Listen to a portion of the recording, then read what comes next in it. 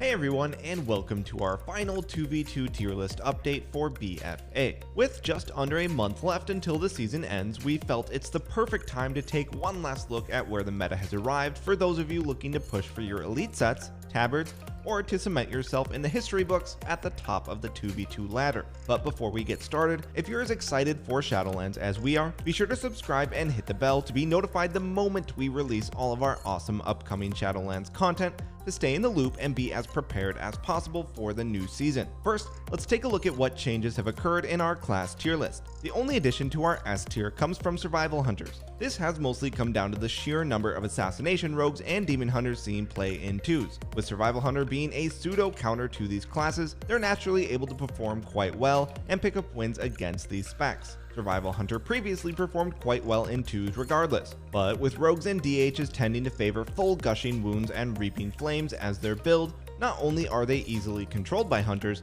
they also fall quite easily in their intimidation stun, which can't be dodged with blade dance or evasion. Next, we have 4 classes dropping down from S into A. While Unholy Death Knights are the only DPS that fell, the trio of Holy Paladins, Resto Druids, and Mistweaver Monks also leave behind Priests as the only current S tier healer. Starting with Unholy DKs, their fall from Grace in twos has mostly been due to the absurd amounts of versatility everyone is able to use now. We're seeing classes use upwards of 60% verse, which has caused Unholy DK's offensive pressure to suffer quite drastically. While they previously relied on playing a full gushing wound build, they simply aren't able to output enough damage to players that equip 7, 8, or even 9 versatility amps. Still though, Unholy DKs perform quite well in dampening, which is what keeps them in our A tier. Moving on, we see all 3 of Holy Paladins, Resto Druids, and Mistweaver Monks drop down to A. This change is less about them and more about Priests. Both Disc and Holy have truly ascended to the next level now that they're able to use such high corruption levels. We're seeing Disc Priests continue to dominate at the top of the 2v2 ladder with a plethora of different comps,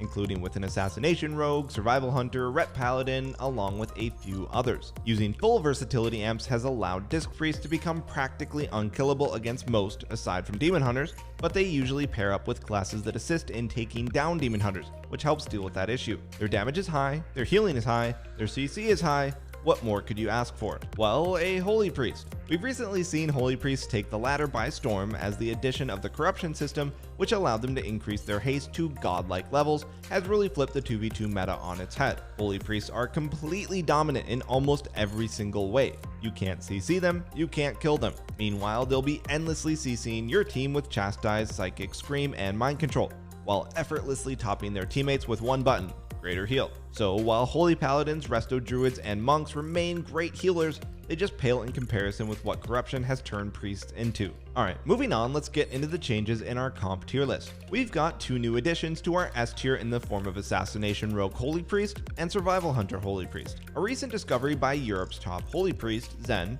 Assassination Rogue Holy Priest has proven to be almost unbeatable by any comp, with what's essentially an unstoppable setup every 30 seconds with Chastise into Fear on the healer and Kidney Shot on the DPS. The comp effortlessly plays itself and does what almost no other healer DPS comp can do in twos, in terms of frequent cross CC setups. In addition, the high mana capabilities of a Holy Priest means that you lack the biggest weakness the Assassination Rogue Disc Priest variant of the comp has against Demon Hunters, which is to lose on mana. Altogether, this comp is capable of winning in the opener, or prolonging the game and winning in dampening due to the strength of rogues in late damp and the absurd healing from Greater Heal. Next, we have another Holy Priest comp, pairing them with a Survival Hunter. This comp has many similarities with Assassination Rogue Holy Priest. However, the biggest difference is what feels like the endless CC it has for healers. Between the stun from both the Hunter and the Priest, along with Freezing Trap, Psychic Scream, and 0.5 second mind controls, healers shouldn't expect to have much control over their character at all when facing this comp. Survival Hunter also brings a ton of peel in the form of roots, their stun, potentially a trap, Mending Bandage, and Roar of Sacrifice to really slow down any momentum melee are able to gather on their Holy Priests,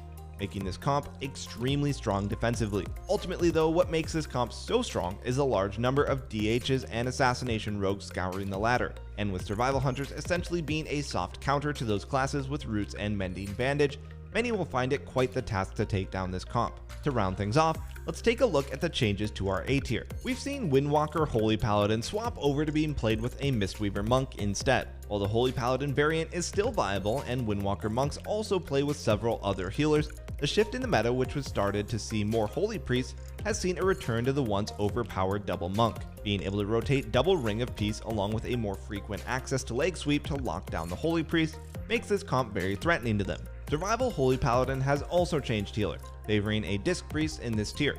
While Ineffable Holy Paladins are strong and this comp did once pretty much counter rogues, Disc Priests just offer so much more than Holy Paladins and 2s right now, in terms of both their longevity and frequent CC. And finally, Ferals should also consider picking up a Holy Priest as their partner. While Feral Disc is still fine, Holy Priests have proven yet again that they can pair up with almost any DPS and take them to the moon. It plays much like Assassination Rogue Holy Priest, combining the Feral stuns and burst with the Holy Priest's Chastise and Fear onto the healer, something that the Disc Priest variant isn't able to do as easily. Alright everyone, that wraps up this meta update on the best 2v2 comps in our S and A tiers. If you're interested in checking out the full tier list, it'll be linked in the description below. So be sure to head over to Skill Capped if you want to find out what the best comps are for your class. Thanks for watching, and we'll see you next time.